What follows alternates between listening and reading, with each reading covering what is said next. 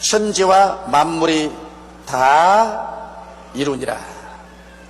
여러분, 성경에 하나님께서 다 이루었단 말을 아주 의미 깊게 두 번 쓰셨는데, 그것은 창세기 2장 1절에 천지와 만물이 다 이루니라 이 말씀하고, 예수님이 마지막 십자가에 매달려서 6시간 고생을 하고 난 다음에 운명하시기 전에 내가 다 이루었다, 이 두 번 쓰셨습니다.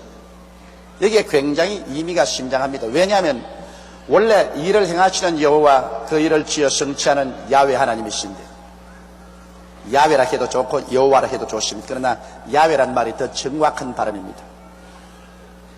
일은 하나님께서 시작하셔서 하나님께서 끝마치시기 때문에 일의 소유자가 야훼 하나님이라는 사실을 이 성경을 통해서 우리가 분명히 알 수 있습니다.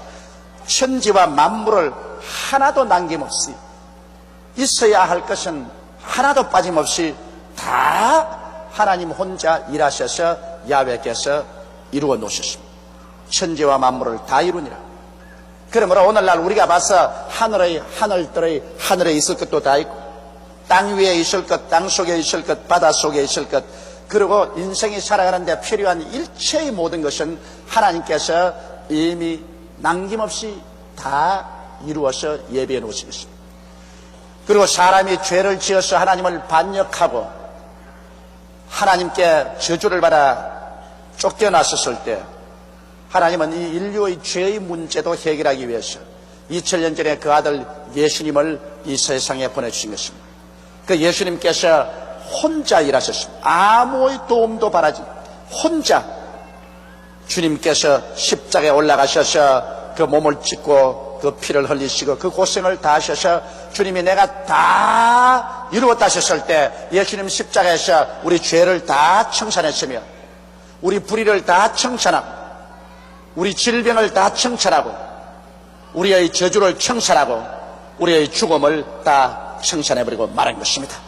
그럼 예수님께서 혼자서 십자가에서 다 청산했지, 그 예수님이 이루신 일을 사람이 추구라도 도와줄 수도 없고, 예수님이 다 이루어 놓은 것을 조금이라도 모자란 것이 있어서 우리가 도와주거나 넘치는 것이 있어서 우리가 제할 것이 없습니다. 예수님이 다 이루은 것은 완전히 다 이루은 것입니다. 그러므로 예수님께서는 창세기에 아버지의 뜻을 쫓아 천지와 만물을 다 이루시고, 또 육신으로 오셔서 예수님은 인간의 죄를 사하시기 위해서 십자가에 올라가셔 대속의 모든 일을 주님께서 다 이루신 것입니다. 그러므로 실제로 보면 이제는 우리는 다 이루어진 세계 속에 살고 있습니다. 하나님이 천지와 만물도 하나님이 이루시고, 그리고 인간의 죄를 대속하는 것도 하나님이 다 이루어 놓으셨습니다. 그러므로 하나님을 아는 백성은 이제 하나님을 아버지로 섬기고 하나님을 믿고 하나님을 따라가면 하나님이 다 이루신 것을 우리에게 누리게 해 주시는 것입니다. 하나님은 아무 이유와 목적 없이 천지와 만물을 짓지 않습니다.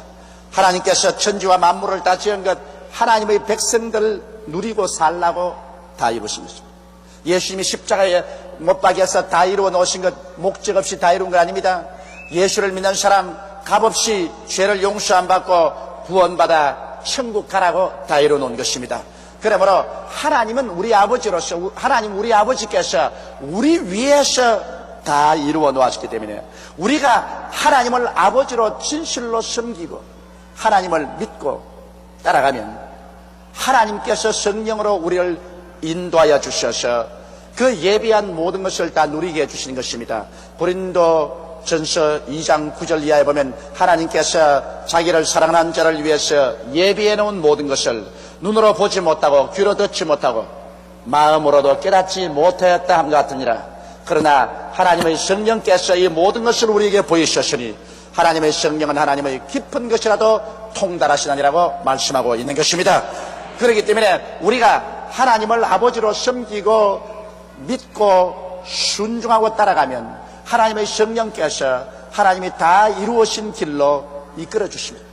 여러분, 한 사람 한 사람이 이 세상에 태어날 때 하나님께서 원하지 않고 태어나게 한 사람 없고, 또 예수 믿고 들어온 사람은 더구나 하나님의 뜻을 쫓아 여러분 태어난 사람입니다.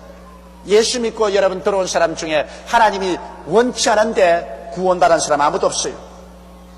하나님께서 말씀으로 여러분과 나를 낳으신 것입니다. 그러므로 우리 모든 사람을 위해서 주님은 하나도 남김없이 모든 것을 다 예비해 놓았습니다.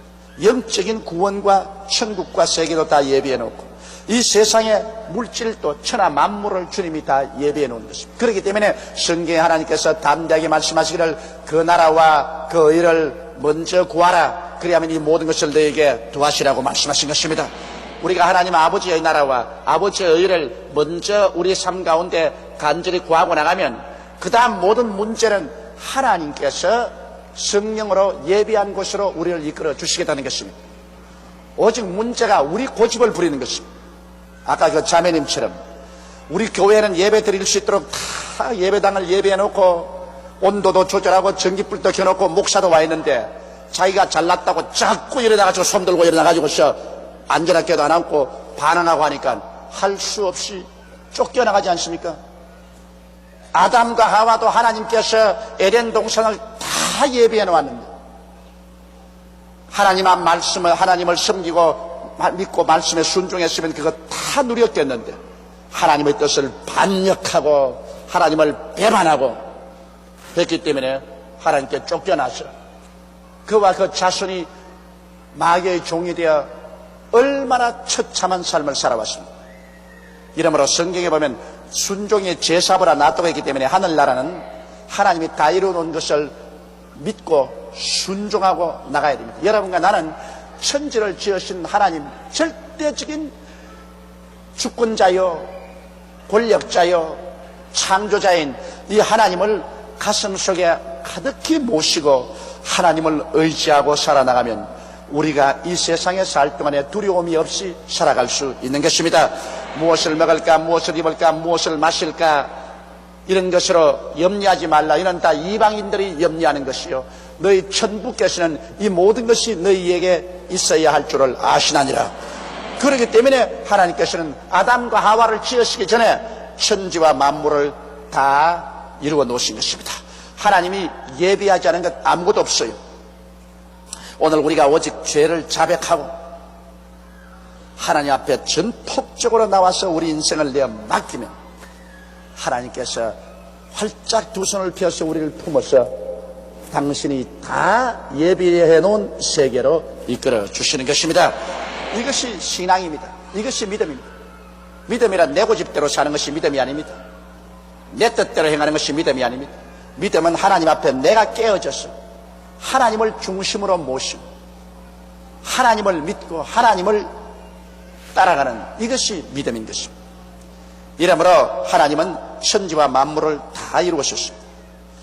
하나님의 지으시던 일이 일곱째 날에 이를 때 마치니 그 지으시던 일이 다음으로 일곱째 날에 안식하시니라. 여기에 이제 하나님이 일곱째 날에 천지와 만물을 다 지으셨다고 하는데 요사이 우리가 말하는 아침 해가 뜨고 아침 해가 지니 하루가 된다는 이것보다도 하나님이 천지를 창조하실 때는 한 기간을 하루로 주님께서 말씀을 하셨다고 학자들이 말하고 있습니다. 그러므로 그 하루라는 기간이 오늘 우리가 계산한 하루보다는 엄청나게 길 수도 있다는 것입니다. 우리가 현재 말하는 하룻밤 자고 이틀 자고 사흘 자고 나흘 자고 닷새 자고 엿새 자고 일곱 번째 다 끝마친 이런 일에 만에 지었다는 이런 것보다는 지금 우리가 계산하는 하루가 아닌 하나님께서 그때 하루라는 것은 엄청나게 긴 한 구역의 시간을 하루로 정해가지고서 그래서 하나님이 엿새 동안에 온 천하를 다 지으시고 일회째 쉬셨다. 그렇게 해석하는 학자들도 있습니다. 또 그 이외에 다른 학자들은 그렇지 않다. 오늘날 같이 하루 엿새 동안 천지를 다 지으시고 일회째 쉬셨다. 그런 학자들도 있습니다. 그러나 성경에는 보면 하루가 천년 같고 천년이 하루 같다. 그래서 하나님께서 여기 창세기에 벌써 지을 때 엿새 동안 지었다는 것은 6천년이 걸리고 그 다음에 하나님이 하루 쉬셨다는 것은 7년 동안 쉬셨다. 이렇게 말하는 사람도 있습니다. 그러나 우리는 하도 옛날에 일어난 일이라 그건 우리가 알 수가 없고, 우리가 꼭 하나 아는 것은 하나님이 천지를 지은 것만은 틀림이 없습니다. 그리고 그 지은 것이 하나님이 요사이 하루를 계산했든지 긴 기간을 하루라고 계산했든지 간 자건 그 시간의 구간이 엿새라는 구간 동안에 다 이루시고 제7일에는 하나님이 안식하셨습니다. 쉬셨습니다. 그러므로 3절에 보면 하나님이 일곱째 날을 복주사 거룩하게 하셨으니 이는 하나님이 그 창조하시며 만드신 모든 일을 마치시고 이 날에 안식하셨습니다. 여러분, 그러므로 하나님께서도 엿새 동안 일하시고 일회째는 쉬셨다는 것을 잊으면 안 돼요. 하나님도 피곤해서 쉬셨는데 사람이 돈벌이 하겠다고 눈에 불을 켜고 그냥 월요일부터 일요일까지 달아서막 막 한 달도, 두 달도, 세 달도, 1년 365일 동안 눈이 뽀얗게 들어 일하다가 나중에 피를 콱 쏟고 쓰러져 죽어버립니다. 그럼 뭐 부귀영화 공명 다 얻어가 무슨 소용이 있습니까? 하나도 누려보지 못하고 들어 죽어버리는데, 하나님도 엿새 동안 일하고 일회째는 쉬었는데 사람이 뭐라고? 하나님 근처도 못 갈 사람이 일회 동안 계속 일하고, 그리고도 고혈압이 안 걸리고 심장병 안 걸리고 신장염 안 걸리고 암이 안 걸리고 관절염 안 걸리고 마음에 원망 불평 탄식 우울증 안 걸리고 건강하게 살 수 있다고 생각하는 것은 그것은 꿈 같은 소리입니다. 그건 교만한 소리입니다. 내가 이 말하는 것은 다른 사람 보고 말하는 것이 아니라 조용기 보고 말하는 거예요. 사실 저도 너무너무 쉴 시간이 없어서 동분서주를 뛰고 하니까 이제는 회복이 빨리 안 돼요. 옛날에 30대 40대는 자고 나면 깨끗하고 자고만 나면 깨끗하고 했는데 이젠 자고 나도 피하고 자고 나도 늘 지치고, 요새는 마치 지쳐서 이 목에 멱살을 잡혀서 끌려가는 그런 기분. 그래서 우리 교회 장로님들이 나보고 자꾸 그런 말씀합니다. 목사님이 왜 하나님보다 더 위대하게 되랍니까? 하나님도 엿새 동안 일하고 일회째 쉬었는데 뭘 목사님이 하나님보다 잘났다고 계속해서 그렇게 뛰고 이제 퍽 쓰러져 버리면 여기까지 한 일이 무슨 소용이 있습니까? 근데 그 말이 맞다 싶어서 이제부터는 엿새 동안 일하고 일회째 쉬려고 생각을 하고 있습니다. 근데 여러분들도 그렇게 하십시오. 가만히 내가 지내보니까 한꺼번에 바짝 다가서 일을 한다고 결국 전국적으로 잘 되는 것 없어요. 그래서 엿새 일하고 일회째는 하나님 잘 섬기고 쉬고 그리고 또 새로 일하고, 이래서 오래오래 살면서 일을 하면 많은 일을 할 수 있지만은 한꺼번에 그냥 짧게 살고 굵게 살자고 하면은 그 별 재미가 없는 것입니다. 그러므로 우리 오늘 다 여기서 회개하고 겸손하게 되어서 우리가 하나님보다 낫지 않은데 하나님 명령에 불순종하지 맙시다. 하나님께서는 우리에게 엄히 명령해서 말하기를 너희는 엿새 동안 일하고 일회째는 쉬라고 말하셨습니다. 그리고 그날에는 하나님 성전에 나와서 하나님을 예배드리고 하나님 말씀을 듣고 하나님 일을 하라고 말하셨습니다. 이러므로 우리는 그 하나님 말씀에 순종하십시다. 하나님께서는 엿새 일하고 일회째 쉬면 그날은 복을 내려주겠다고 말했습니다. 그 일회 날은 복 바른 날인 것입니다. 하나님께서 복 주신 날이기 때문에 그날에 쉬면서 하나님 섬기면 복을 잔뜩 받아서 그 다음 또 엿새 동안 살아나가니까 그 복의 힘을 가지고 하는 모든 일이 형통하고 잘 되게 되는 것입니다. 우리 사람 생각에는 이 사업을 하고 지금 대목인데 이 일의 날 이 문을 닫고 쉬면 되겠느냐, 아이고 안 되겠다, 그렇게 하지만은 그렇지 않습니다. 하나님께서 엿새 동안 일하고 일회째 하나님 섬기는 날에 복을 내려놓았기 때문에 그날에 쉼으로 일하는 것보다 복을 더 많이 받게 되는 것입니다. 일하는 것보다 쉼으로 복을 더 많이 받는데, 이러므로 이러한 하나님의 섭리를 우리가 꼭 믿고 나가면 큰 은혜를 받습니다. 4절에 여호와 하나님이 천지를 창조하신 때 천지의 창조된 대략이 이러하니라. 이제 창세기 1장에는 천지를 창조한 순서를 쫙 말했습니다. 첫날에 빛을 만들고 이튿날에 궁창 만들고 사한날에 육지를 만들고 초목이 태어나게 하고 나한날에 해와 달과 별들이 다시 재차 비치게 하고 다섯째 하늘의 새와 물고기 만들고 여섯째 곤충과 짐승과 사람을 만드셨습니다. 그런데 이제 창세기 2장은 그 순서를 말하는 것이 아니라 이제 하나님이 이 세상을 창조할 때 일어났던 그 가장 중점적인 사항을 설명하는 것입니다. 그러므로 창세기 2장은 창조의 순서가 아니라 창조할 때 그때 상태를 설명하는 말인 것입니다. 여호와 하나님이 천지를 창조하신 때 천지에 창조된 대략이 이러하니라. 여호와 하나님이 땅에 비를 내리지 아니하셨고 경작할 사람도 없었으므로 들에는 초목이 아직 없었고 밭에는 채소가 나지 아니하였으며, 하나님께서 제일 처음 이 땅을 지으시고 물에서 땅이 나오게 하고 난 다음에 즉시로 초목이 확 나게 하지 않았다는 것입니다. 당분간 이 땅에는 아직까지도 초목이 없었다는 것입니다. 그리고 채소가 나지 않았다.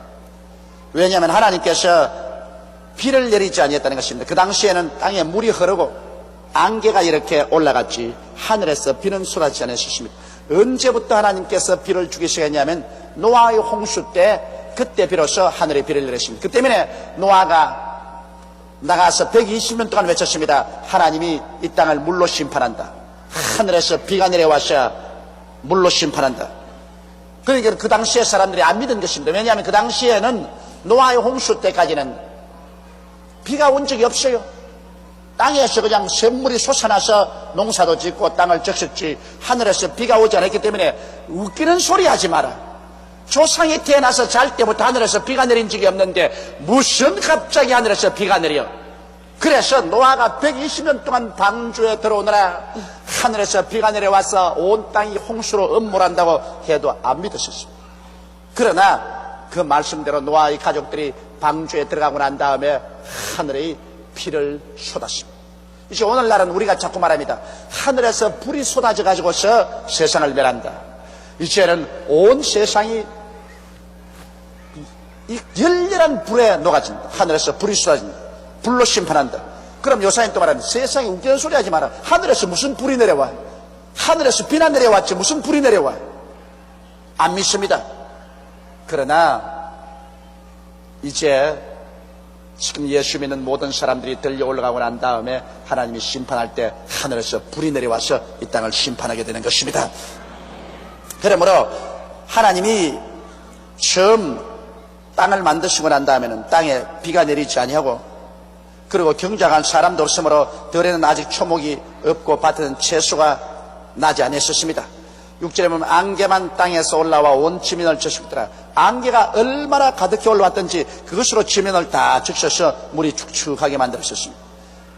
이렇게 했다가 그 다음에 하나님께서 사람을 짓기 전에 초목이 나게 하고 채소가 나게 할 것입니다. 제일 처음 땅을 짓자마자 당장 나무가 나고 풀이 나고 채소가 나지 않았습니다. 당분간 땅은 그대로 있다가 그 다음에 이러한 것들이 나게 되었다는 것을 여기에 설명하고 있는 것입니다. 그 다음 여호와 하나님이 흙으로 사람을 지으시고 생기를 그 코에 불어넣으시니 사람이 생명이 된지라. 그러므로 사람은 여러분 이 흙과 영으로 되어 있습니다. 여러분과 내가 지음을 받은 것은 제일 처음에 하나님께서 이 흙으로 지었습니다. 그렇기 때문에 요사이 사람이 죽으면 무덤에 파묻어 버리면 이 몸 전체가 하나도 남김없이 그대로 흙으로 돌아갑니다. 이 육체는 전혀 흙의 성품입니다. 오늘 과학자들이 사람의 몸을 분석해보고 난 다음에 이 성경 말씀이 맞다는 것을 증거했다는 글을 읽어보았는데 정확하게 땅의 흙의 요소나 우리 사람의 몸이나 그 요소가 같다는 것입니다. 그러므로 우리는 흙에서 만들어졌는데 하나님께서 흙을 빚어가지고서 사람을 만드시고 난 다음에 그 다음은 그 코에 하나님의 생기를 후 불어넣으십니다. 하나님의 생기는 하나님의 영입니다. 하나님은 영이시기 때문에 하나님의 생기라는 것은 하나님의 영입니다. 하나님의 영을 후 불어넣으니까 사람이 화닥닥 깨어나서 사람이 생명이 됐습니다. 다시 말하면 혼이 되었다 그렇게 말했습니다. 그러므로 이 흙으로 지은 사람에게 하나님의 영이 와서 부딪히니까, 흙과 영이 부딪히니까 사람이 혼이 만들어져서 사람이 태어난 것입니다. 이러므로 사람은 삼위일체입니다. 하나님께로부터 온 영, 이것은 여러분과 나를 하나님을 알게끔 만들어주는 것입니다. 여러분과 내가 지금 하나님 눈으로 안 보았는데도 불구하고 하나님을 확실히 우리 속에서 알고, 그 하나님, 안 보이는 하나님께 예배를 드리고 기도하고 찬송하고, 그리고 그 하나님 말씀을 읽고 또 그 하나님께 앞에서 기뻐하는 것은, 그건 여러분의 영이 살아있기 때문에 그런 것입니다. 영이 죽은 사람은 절대 그건 못해요. 예수 안 믿는 사람들은 지금 영이 있기는 있어도 그 영이 죽어있기 때문에 그 사람들은 하나님 있다 그러면 웃기는 소리 하지 마라. 하나님 봤나? 보지도 않고 무슨 잔소리냐 그러면. 그 영이 죽었으니까 하나님 절대로 계신 것을 알 수가 없습니다. 왜냐하면 하나님은 우리 영이 하나님과 교제하는 것입니다. 다른 것은 하나님 교제 못해요. 이러므로 예수 믿지 않은 사람에게 아무리 하나님 이야기해도 그건 마이동풍이고, 성경은 갖다 주면 보고 난 다음 하나님이 잔소리가 왜 이렇게 많노? 그러고서 덮어버리고 알 수가 없습니다. 오직 회개하고 예수를 구주로 모셔드리면 그때 영이 살아나거든. 영이 살아나면 내가 왜 일찌감치 예수를 안 믿었던 거? 내가 왜 이렇게 바보같이 살았던 거? 왜 이렇게 하나님이 살아계시고 하나님의 아들이 우리 구세주가 되시고 성령이 계신 것을 왜 몰랐던 거? 깜짝 놀랍니다. 그것은 그처럼 철저하게 영이 죽어있기 때문인 것입니다. 그리고 우리 혼은 뭐냐? 혼은 자아의식입니다. 혼은 인간의 지성과 감정과 의지입니다. 그러므로 이 혼이라는 것은 이제 여러분과 내가 살고 있는 이것이 혼이에요. 지금 조용기의 혼이 영의 지배를 받아서 혼이 말하고 있는 것입니다. 혼은 연구해서 지식을 얻고, 그리고 희노애락의 감정이 나오고, 그리고 내가 가겠다 안 가겠다, 먹겠다 안 먹겠다, 일을 하겠다 안 하겠다는 그 의지, 이런 것이 바로 혼의 작용인 것입니다.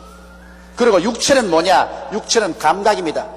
눈으로 보고, 귀로 듣고, 코로 냄새 맡고, 맛보고, 그리고 손으로 만져보는 오 감각을 통해서, 그래서 우리 육은 이 세상을 압니다. 여러분, 감각이 하나하나 죽으면 세상을 하나하나 잃어버립니다. 눈의 감각이 죽으면 이제는 빛을 바라볼 수 없습니다. 적주왕, 황록청, 남자 같은 빛을 못 봅니다. 귀의 감각이 죽으면 이제는 귀가 있어도 소리가 안 들려요. 그리고 이 목에 성대가 끊어지면 이제는 말도 못하고, 혀의 감각이 없으면 맛도 못 봐요. 손에 촉감이 없어지면 아무리 물건이 있어도 손을 대봤자 그거 몰라봐요. 이러므로 육체는 오 감각을 통해서 자기 주변의 세계를 알고, 우리의 혼은 자기의 자아의식을 가지고 지식과 감정과 의지를 가지고 있고, 우리의 영은 그를 통해서 만유주 하나님을 알고 섬기게 되는 것입니다. 그러므로 우리가 이제 이 육체가 탁 죽으면은 이 영과 혼만은 안 죽고 영원히 천당으로 갑니다. 그러나 이 육체는 흙으로 돌아가 버리고 마는 것입니다. 그러므로 육체는 바울 선생은 뭐라고 하냐면, 만일 땅에 있는 우리 장막집이 무너지면, 그 장막이라는 것은 텐트란 말입니다.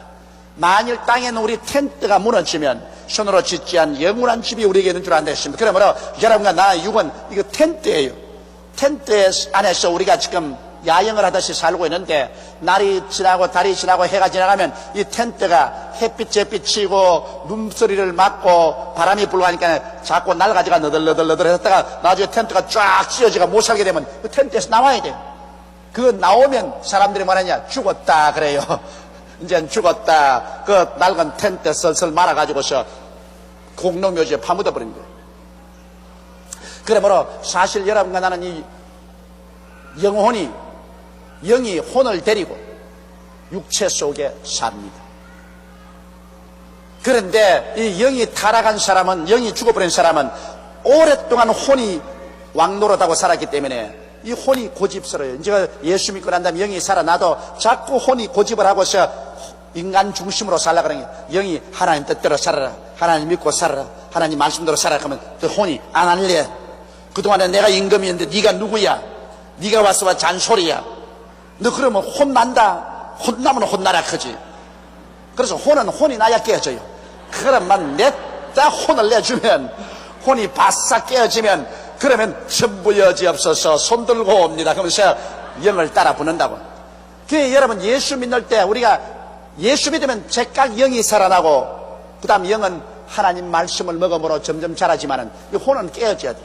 그렇기 때문에 우리 예수 믿는 신앙생활에 많은 시련이 필요한 것은 혼은 절대로 교육을 받질 않아요. 혼은 깨어져야 돼요. 그 혼이 깨어지려니까 여러분 무엇 하나라도 이거 깰라 하는데 살살 쓰다듬가 깨집니까? 쓰다듬으면 안 깨져요. 이것이 약한 것은 탁 떨어뜨려도 바싹 크지만은 이렇게 무딘 것은 때려도 안 깨진다고. 이래도 안 깨지면 이건 들고서 박살을 내야 돼. 박살을. 그러니 어떤 사람은 혼이 약해가지고서 하나님이 약간만 탁 때려도 바싹 깨져서 아유 주여. 그런데 어떤 것은 하나님이 여간 때려도 때리면 때리라지. 왜 내가 순종해요? 이렇게 혼이 강한 사람이 있습니다. 이런 사람은 하나님이 설라고 하실 때 손에 들고서 박살을 냅니다. 때립니다. 여간 아프지 않아요? 그걸 여러분 보십시오. 아브라함의 혼이 깨지는데 얼마 걸렸어요? 25년이 걸렸습니다. 75세에 따라 나오기는 나왔지만 혼이 얼마나 강해가지고서 애굽으로 내려가지 마라 그러는데 왜 못 내려가요? 난 내려가요. 내려가서 마누라 시집 보내지 마라 했는데도 불구하고 왜 못 보내요? 내 배고픈데 마누라도 팔아먹어야지 뭐 내가 별 수 있나. 그리고 마누라 시집도 보내고 그 다음에는 하나님 끝까지 믿고 살아가는데 아이고 나 시간 없으면 나 못하겠어요. 나 첩이라도 얻어가지고서 빨리 아들 낳아야지. 무슨 소리 하는 것이면 내가 젊을 때 아들 낳아야지. 그래서 또 하갈 청해가지고서 또 아들도 넣고 이 혼이 고집을 부리기 때문에 하나님이 계속해서 아브라함에게 25년 동안 혼을 내가지고서 나중에 마지막 혼이 바싹 깨어진 것은 100세에 낳은 이삭을 모리아산에 제물로 드리려고 할 때 여러분 아브라함의 혼이 얼마나 깨어졌던지 그때는 두말하지 않고 그 아들 데리고 모리아산에 가서 장작 펴놓고 아들 얹어놓고 칼을 들어 잡으려고. 그거는 아브라함이 완전히 깨어졌다는 증거인 것입니다. 아브라함이 완전히 깨어졌는데 약 25년 걸렸어요. 이삭은 당장 깨어졌어. 이삭은 약해가지고서 바싹 깨어졌어요. 근데 이삭은 나이 어린데 벌써 모리아산에 데려가서 하나님께서 너를 제물로 드리려 한다. 그때 이삭은 그대로 바싹 깨집니다. 아버지 하나님이 원하시고 아버지가 원하시면 날 잡아 제물로 드리십시오. 그건 뭐 대만히 깨졌기 때문에 여러분 이삭의 일생을 보십시오. 이삭이 제일 풍파 없는 일생을 보냈습니다. 그는 바싹 깨지고 그냥 영의 순종을 따라 살았기 때문에 아무 고생 없이 일평생을 하나님 축복해 살았습니다. 그러나 제일 안 깨지려고 발버둥을 친 게 뭐냐? 야곱입니다. 야곱은 바로 인간 혼의 대표적인 인물입니다. 야곱 전체가 인간 혼이라고 볼 수 있습니다. 온갖 사기 다 치고 거짓말 잘하고 수단 방법 다 쓰고 꽤 다 부리고 이래가지고서 나중에 언제 깨졌느냐? 야뽕 나루토의 고향 땅 돌아오는데 뒤에는 외아저씨가 군대를 가지고 와서 너 다시 돌아오면 죽여버린다 그랬고 그 다음에 앞에는 형이 400명의 군대를 가지고서 죽이겠다고 20년 동안 칼을 갈았다가 그냥 그 분을 내서 오지. 뒤로 갈 수 없고 앞으로도 나갈 수 없고 이제는 절단 났다. 그래도 그 혼이 얼마나 꾀가 많은 거 보십시오. 야복강에서 자기의 처자 다 미리 건너보내놓고 자기만 앉아있습니다. 형이 와서 과연 날 죽이려면 처자를 때려치면 나는 36개를 놓는다. 이 두 다리가 아직 튼튼하니까. 그 혼은 얼마나 이기주의입니까? 자기 자식들 다 죽이더라도 자기는 살겠다는 것입니다. 그런데 밤에 천사가 와서 실험을 냈다 하니까 천사에 앉으려고 새벽같이 실험을 하다가 나중엔 천사가 손을 들어 환두뼈를 치니까 다리가 어그러져 쫄름바리가 돼. 이제는 박살 안 날 수가 있어요. 쫄름바리가 어떻게 달아납니까? 이제는 형이 오면 달아날 도리가 없어요. 그러니까 야곱이 바싹 깨지니까 이제는 나를 축복해 주시옵소서. 나를 축복해 주지 않으면 당신을 보내지 않겠나이다. 내 이름이 뭐냐? 야곱입니다. 야곱이라는 것은 사기꾼이란 말입니다. 남의 것 빼앗는 사람 사기꾼이라는 거예요. 너 이름 바꿔와라. 이제 너는 야곱이 아니라 이스라엘이다. 하나님과 씨름해서 이긴 사람이다. 우리가 깨어지면 우리는 이긴 자가 되고 마는 것입니다. 우리가 깨어지면 하나님이 우리 기도를 들어주시니까 우리가 이긴 자가 되죠. 그래서 야곱은 20여 년 만에 깨어져 가지고서 형에게 나올 때 형이 400인의 군대를 거느리고 오는데 이라고 나왔으니까. 그러니까 형이 동생을 단칼에 벨라고 보니까 이거는 한 주먹도 안 돼요. 뭐 칼 들 필요도 없이 일하고 오는 걸 죽여서 뭐합니까? 이러고 오는 걸. 여러분, 그 형이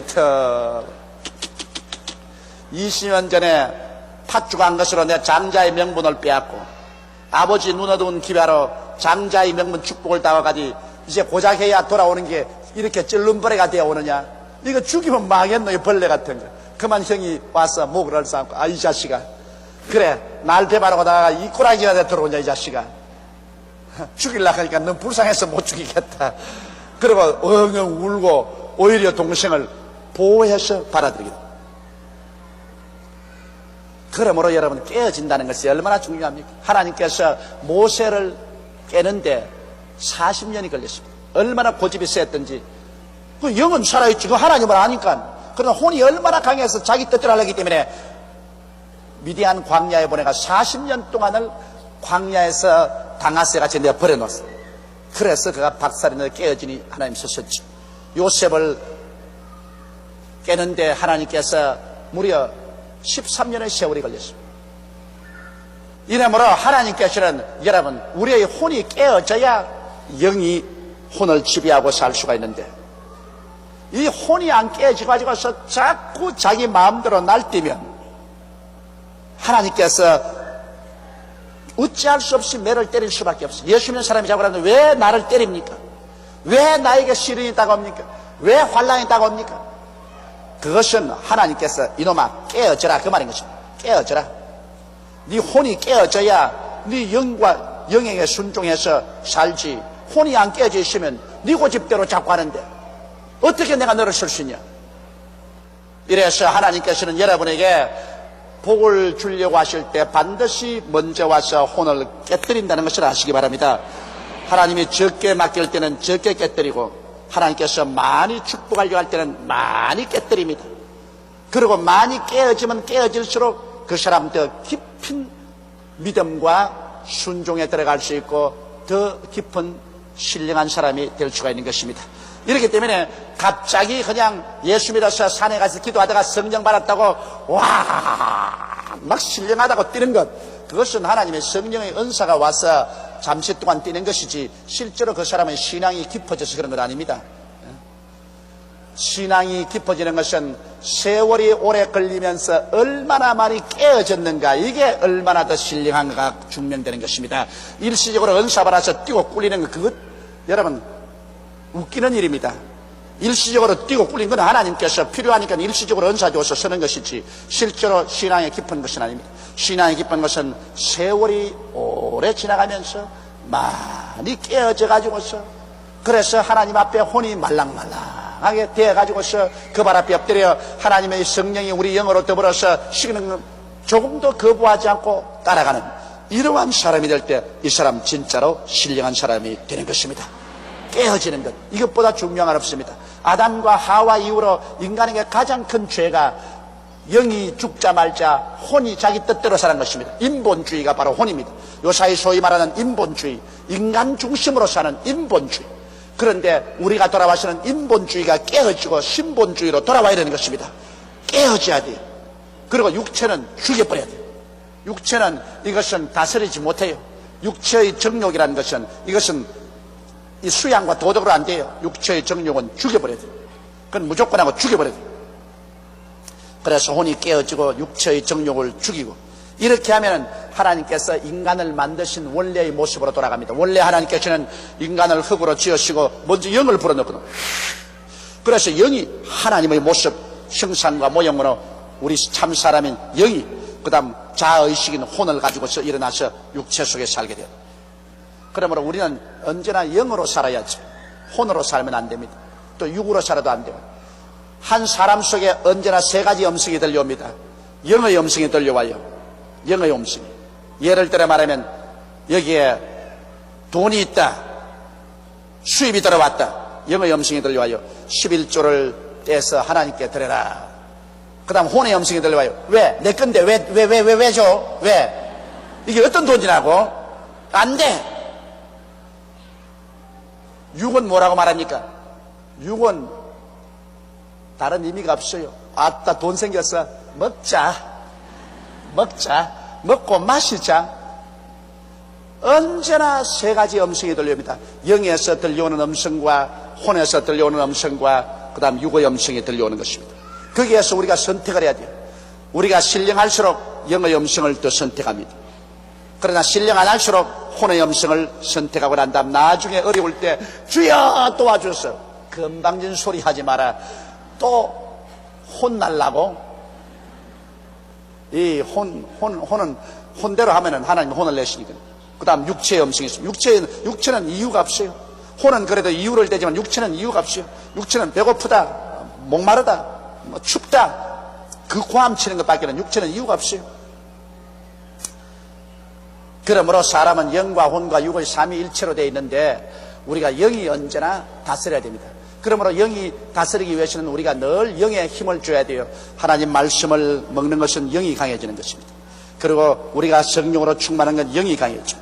하루에 1시간씩 기도하는 것은 그렇게 기도하면 영이 강해집니다. 그 영이 강해지면 영은 하나님을 섬기고 하나님을 믿고 하나님을 순종하고 따라가도록 쫙 이끌면 별 수 없이 영이 강하니까 혼이 끌려갑니다. 그리고 육체도 끌려가요. 우리라는 한 존재 속에 세 힘이 있어요. 그 중에 영의 힘이 강하면 혼과 육을 끌고 갑니다. 그러나 영의 힘이 약해지면 그만 혼이 일어나서 혼이 영과 육체를 끌고 가기도 하고, 어떤 것은 육이 강해가지고서 영도 혼도 그냥 육체로, 동물적으로 육체로만 끌려갈 때가 있는 것입니다. 이러므로 우리가 언제나 영을 강하게 하고 있어야 이 어려운 세상에 살면서 하나님과 동행할 수 있고 하나님의 위대한 역사를 체험하고 살 수가 있는 것입니다. 이러므로 영을 강하게 하기 위해서 여러분은 언제나 말씀을 듣고 읽고, 언제나 여러분께서 성령 충만하도록 기도하고, 기도하기를 힘써서 여러분은 영이 혼을 지배하고 육체를 지배하고 이 땅에서 하나님의 광명한 빛을 비추는 여러분 되시기를 주의 이름으로 축원합니다.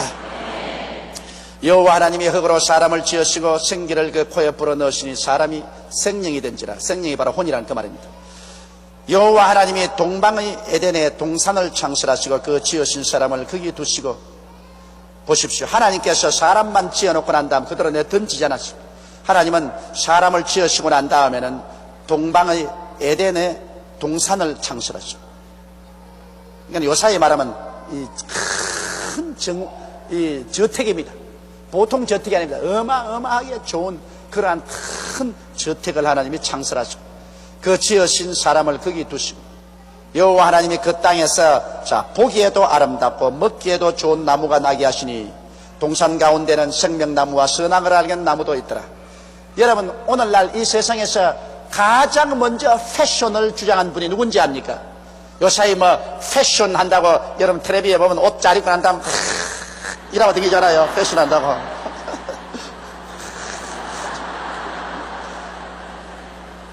그 패션이 반드시 나쁜 게 아니라, 나는 옛날에 그 패션을 굉장히 나쁘게 욕을 했습니다. 그래가지고서 처음 제가 불광동에서 개척했을 때 그때 여대생들이 그때는 이 좁은 통치마를 입었어요. 그때 유행이. 그래가지고서 이 버스 같은 데 타려면 이 통치마가 좁기 때문에 옆으로 이렇게 기어 올라가야 돼요. 그렇다고 내가 막 호통을 쳤습니다. 편안하게 헐렁헐렁한 치마를 입지 무슨 그 통치마를 좁게 입고 난 다음 그렇게 되겠냐. 필요 없는 거라고 내가 고함을 쳤는데, 이 세상에 무식하기가 짝이 없었어. 왜냐하면 패션은 하나님이 만들었었어. 에덴 동산에서. 왜? 먹으면 똥 될 것 뭘 아름답게 만들어. 그런 사람이 있거든요.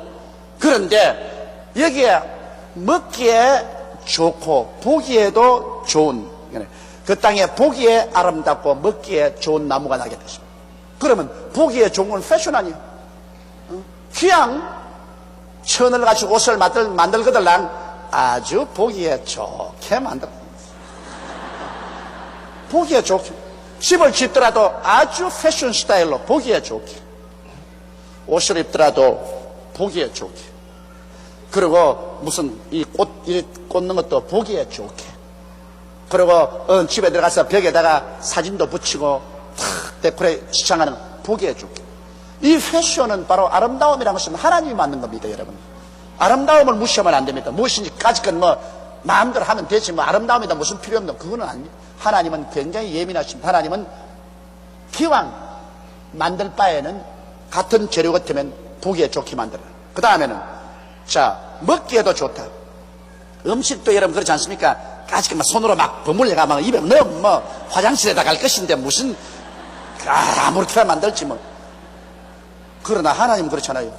하나님은 먹기에 좋은, 아주 볼 때 먹기에도 눈으로도 먹고 냄새로도 먹고 그리고 맛으로도 먹고, 맛이 있어야 돼요. 먹기에도 좋으니까. 맛없는 것 왜 먹어요? 그래서 내가 우리 애들 보고 꼭 내가 늘 말한다. 너희들 장가 갈 때 물론 인물도 보지만은, 그러나 인물보다 더 중요한 것은 음식 솜씨 봐라. 그건 왜냐? 남자의 애정은 위장에서 나온다. 인물은 하루 이틀 보다가 한 6달, 한 1년쯤 지나가면 잘나도 덤덤, 못나도 덤덤인데, 음식은 잘못하면 박살난다. 음식은 잘못하면 그건 매일 하루 30세끼 먹어야 되는데, 그만 아무 맛도 없이 만들어가지고서 언제나 쳐가지고 배고프면 먹어라, 먹기 싫으면 그만 둬라 하면 애정이고 뭐고 다 날아가 버린다. 그러나 오래 사는 데는 부인이 아주 솜씨가 좋아가지고서 음식을 척척 아침, 점심, 저녁으로 입에 감칠맛이 나도록 만들어 놓으면 막 뱃속에서 애정이 넘쳐난다. 애정이. 그래서 내 애들 보고 이거는 아버지 경험이다. 그러니까 절대로 인물만 좋은 부인을 하지 말고 데이트를 해보면서 음식지가 먹지 말고 그 집에 가라. 이제 가가 직접 음식을 만들어 달라 그래라. 나는 원래부터 사서 먹는 음식이 좋지 않고 우리 집에서 늘 만들어 먹었기 때문에 나는 당신이 좀 음식을 직접 만들어 줘야 데이트도 올바르게 되겠다. 그래서 자꾸 음식 만들어 달라 그래. 그 먹어보고 맛이 없거들랑 아야 돌아서라. 그건 끝장났. 그러나 맛이 있거들랑 붙잡아라. 여러분, 그건 내 정말입니다. 나도 남자니까요. 남편이 집에 일찌감치 돌아오게 하려거든 음식을 잘하십시오. 아주 음식을 맛있게 솜씨가 좋으면요, 남편 바깥에 가서 음식 안 먹습니다. 어찌하도 그 음식 생각이 나기 때문에 온갖 변명을 다 하고도 집에 들어와요. 그러나 집에서 음식이 맛이 없으면 온갖 변명을 다 하고도 바깥에서 먹어요. 그 음식을 잘 만드는 거 참 좋습니다. 나도 옛날에 신방 한참 다닐 때 보니까 우리 어느 성도들 집에 가면 그렇게 김치와 된장이 마실 수가 없어. 그거 한번 먹고 나면 일주일 내내 그 집 생각만 나요. 그 집 생각. 기도할 때도 그 집 김치하고 된장이 자꾸 생각나요. 그 자꾸 축복을 해요. 근데 어떤 집에 가면 아이고 맛이 없는데 죽겠어. 모처럼 목사님 왔다면서 막 김치하고 된장하고 내는데 김치도 도저히 못 먹겠고 된장도 못 먹겠고, 그러나 맛이 없다면 실례되겠고 죽을 고생하라고 먹고 난 다음에 그 다음에는 꿈에 또 오락할까 싶어 겁이 나가지고 그냥 돌았습니다.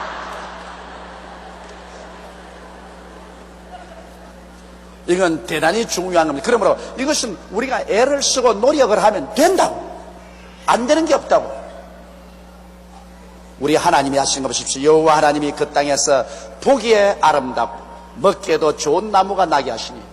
그러므로 여러분, 오늘날 사치하는 것은 아니지만은 가정에서도 부인 되시는 우리 자매님 여러분은 머리도 늘 만지고 얼굴도 이 화장도 해서 보기에 아름답게 하고 계세요. 막 그런 부부하고 결혼해서 한 10년 살았다고 가지건 뭐 이제 살았는데 이제 고물 다 됐는데 그러면 머리도 막 이렇게 해가지고서는 옷도 막 이렇게 해가지고 여보 빨리 와서 밥 먹어.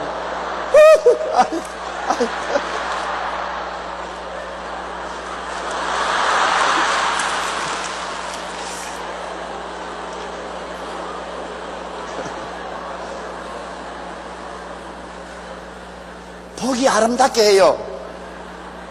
자기가 낭비할 필요는 없지만 할 수 있는 자기 스타일에 맞는 화장법도 개발을 해가지고 있어. 화장도 뭐 다 똑같진 않아요. 자기 얼굴의 색깔과 몸에 맞는 스타일을 개발해가지고 사람이 볼 때, 딱 볼 때, 야, 참 산뜻하다. 옷도 자기가 아주 좀, 아무리 옷을 갖다 산떠라기. 부인만 그러면 남편도 그래야 돼요. 남자라고 했으면 언제나 뭐 그냥 다 떨어진 거지 같은 거 걸치고 댕기라는 법은 없습니다. 예? 남편도 부인하고 자식들 다 있는데 딱 언제나 이 몸가짐을 단정하게 하고 하면 그것이 얼마나 큰 교훈이 됩니까? 이게 하나님께서 좋아하는 것입니다. 여러분, 우리 무조건 하나님은 여러분의 생활과 환경에 무조건하고 무관심하다고 생각하면 안 돼요. 하나님은 그 땅에서 보기에 아름답고 먹기에도 좋은 나무가 나게 하시니, 그래서 나는 이 말씀을 깨닫고 난 다음에 하하, 패션은 하나님이 처음 시작하셨구나.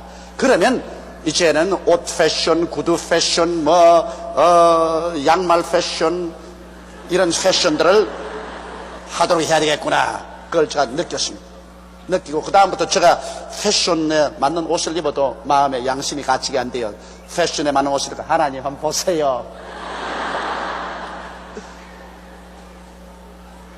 우리 하나님은 참 멋있는 하나님이십니다. 그런데 하나님께서 동산 가운데는 생명나무와 선악을 알게 하는 나무도 있더라. 이 생명나무라는 것은 우리 주 예수 그리스도를 상징하는 나무입니다.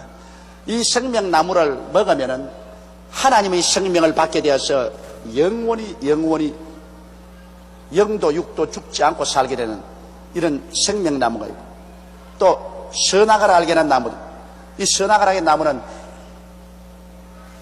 이 좋다 나쁘다는 것을 판단하는 것인데요. 여러분, 사람이 좋다 나쁘다는 것을 판단하면 안 돼요. 실제는 하나님 한 분만이 좋고 나쁘다는 것을 판단하고, 우리는 그저 하나님 믿고만 살았으면 참 좋은데, 이 사람이 선악을 판단하면 그때부터 분쟁이 생깁니다. 왜 그러냐?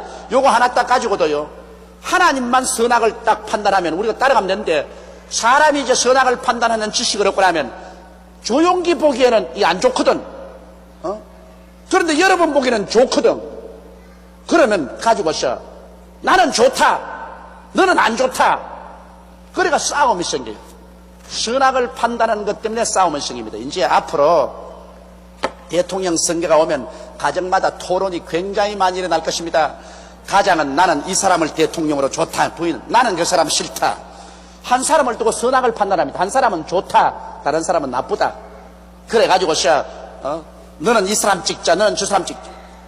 이거 사실은 여러분, 하나님은 사람이 이것을 알기를 원하지. 선악 판단만 없었으면 이 세상에 그 많은 가정이 이혼도 안 하고, 그 많은 나라의 정치적인 싸움도 안 할 것이고, 그 많은 국제적인 문제가 생겨가지고서 살상도 안 했을 것입니다.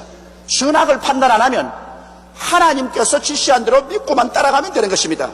그런데 이놈의 사람들이 선악과를 까먹고 선악을 판단하게 돼가지고서 모조리 다 선악 기준이 다르다고요. 이 사람은 좋다 그러면 저 사람은 나쁘다 그러고, 저 사람이 나쁘다 그러면 이 사람이 좋다 그러고, 그래서 서로 좋다 나쁘다 이렇게는 박치기를 막 한다고 막 강제로 싫다 하는 사람은 좋다고 막 끌고 간다고요. 그래서 선악을 아는 열매를 먹은 것이 큰 저주가 된다는 것은 여기에 있습니다.